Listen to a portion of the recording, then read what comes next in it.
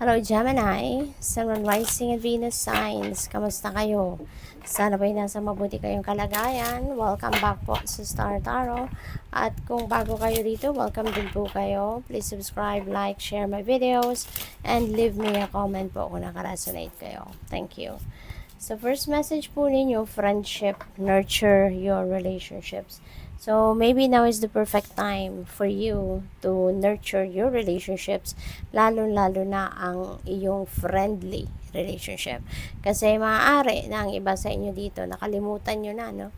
Na mahalaga din, no, ang inyong mga kaibigan. So you also need to nurture that friendly relationships that you have. Otherwise, kung hindi rin ninyo yan aalagaan, baka bukas makalawa wala ka ng kaibigan. 'Di ba? Kasi all kinds of relationship needs also nurturing. 'Di ba?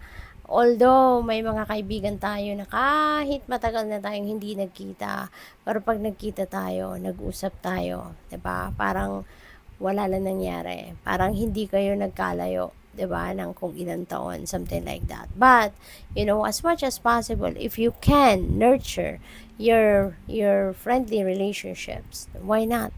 'Di ba? Why not take an extra effort to do that? So, mas lalo pa kayong mapapamahal sa isa't isa, mas lalo kayong magiging closer, at mas lalong magiging matatag, no, ang inyong pagkakaibigan that way.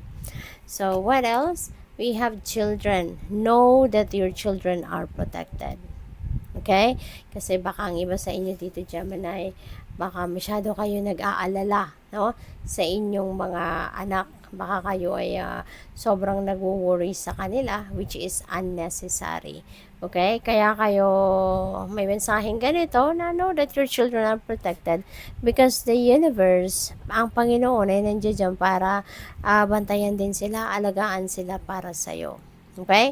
And also, meron tayong mga kanya-kanyang guardian angels that are there always para alagaan tayo. Diba? Ganun din yung mga anak nyo. Kaya wag kayong masyadong wag kayong nag-worry about them. No? Bagos, para mawala yung pag-worry din ninyo, pag-aalala ninyo, ano ninyo sila, no? Call on Archangel Michael, diba? O call on Archangel Michael at ask him, no, to protect them at kayo din at lahat ng mga mahal mo sa buhay. Okay? But their guardian angels are taking care of them. Kaya wag kang mag-alala. Okay? They're in good hands. So we have Speak Your Truth, Gemini. Probably, meron din kayong problema siguro sa pag-express ng sarili ninyo. Okay? Baka hindi ninyo na ipapahayag, no, kung ano ang totoo ninyong nararamdaman or ano ang totoong laman ng isipan ninyo. Maaaring oo, nakakapagsalita din kayo, pero siguro sinusugarcoat din ninyo, no, kung ano yung sa tingin ninyo hindi masyadong maganda na naiisip ninyo or nararamdaman ninyo, maaari sinusugarcoat ninyo yan. So that's not being honest, no, sa sarili ninyo. Kaya ang panawagan sa inyo dito is speak your truth. You know, put them into words. Kung anong laman ng isip mo, laman ng dibdib mo, put them into words. The people around you deserves to know kung ano ang nararamdaman mo. Lalo-lalo na kung meron kang mga issues, kunyari, sa ibang tao, 'di ba? Papaano yan maa-address ng tama if you are not expressing how you feel, 'di ba? Or what you think about them. Kaya, yun, pag-isipan ninyo mabuti yan. Okay? So, we have create silence. Siguro, kailangan mo talagang pag-isipan. Kailangan mong magnilay-nilay. Kailangan mo na mag-step back muna sa mga worldly things na pinagkakaabalahan ninyo, and you can go deep within you. No? Dissect your feelings. Tignan ninyo paano laman ng loob ninyo. Diba? Ano ang nilalaman ng isip ninyo para mapag-isipan mo mabuti. No? Listen to your soul. Alright? Or baka kailangan mo lang talaga ng pahinga din. No? Maybe you just need to rest. You just need to give yourself time to breathe. No? So, we have seek counsel. Ayan. Maybe kailangan mo ng makakapag-advise sa'yo dito. Makakapagbigay ng advice, makakapagbigay ng linaw sa iyong nararamdaman. Maybe that is what you need right now. Okay?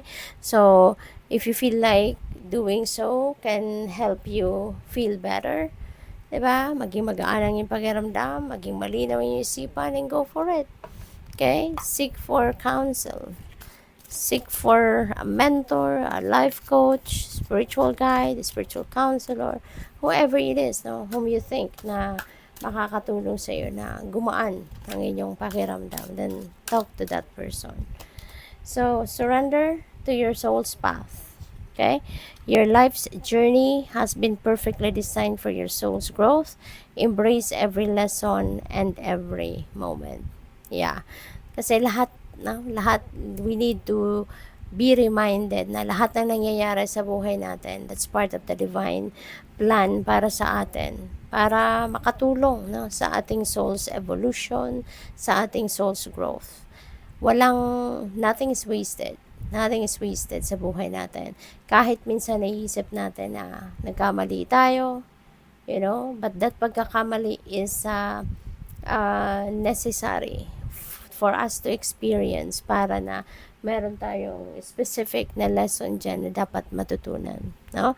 At kahit na minsan may mga pangyayari sa buhay natin na parang nasasabi natin na sayang ng oras ko dito, 'di ba? Sayang ng effort ko, sayang ng pera ko, but in fact, no, walang sayang. Kasi ano man ang nangyari dyan sa sitwasyon na yan, there is a specific purpose sa buhay natin kung bakit nangyari yan. Sometimes, hindi lang natin nalalaman agad-agad, no? Kung ano ang dahilan, kung bakit nangyari yan sa buhay natin, kung anong purpose niya sa buhay natin. But one day, just be patient. One day, God will show you why it happened. No? Kaya hindi lang natin kailangan na madaliin, no? Na malaman ang mga rason ng mga pangyayari sa buhay natin na hindi natin naiintindihan agad. Kasi dadating ang araw, no, na doon ipapakita sa atin ng universe kung bakit. Alright? So, what else? We have surrender resentments. Holding on to resentments only poisons you.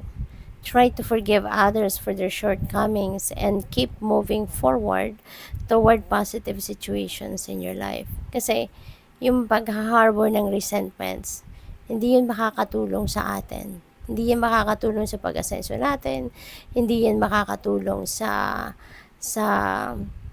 pag-move on natin. 'Di ba?